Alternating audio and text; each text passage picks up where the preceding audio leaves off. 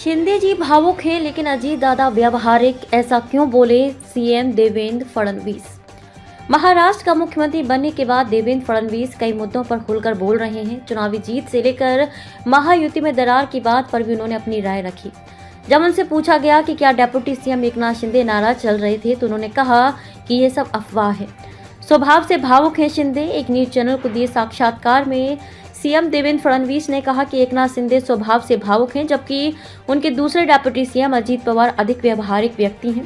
2.5 साल roller coaster की तरह। सीएम ने कहा कि महायुति गठबंधन ने बहुत मेहनत की, लेकिन पिछले 2.5 साल रोलर कोस्टर की सवारी की तरह रहे।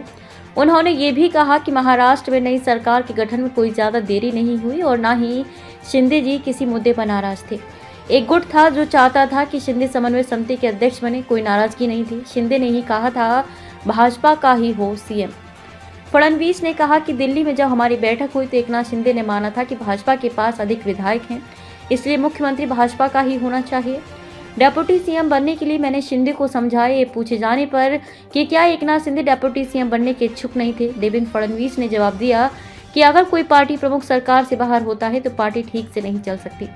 मैंने शिंदे जी को ये बात समझा दी। उधर शिवसेना नेता उदय सामंत ने कहा कि एकनाथ शिंदे डिप्टी सीएम बनने के इच्छुक नहीं थे।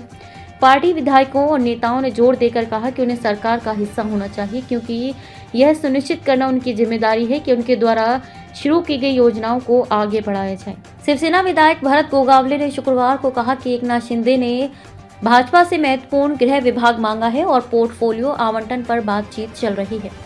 गोगावले ने कहा कि राज्य विधानमंडल के शीतकालीन सत्र से ठीक पहले 11 से 16 दिसंबर के बीच कैबिनेट विस्तार होने की संभावना है। विधानमंडल का शीतकालीन सत्र 16 दिसंबर से राज्य की दूसरी राजधानी नागपुर में शुरू होगा।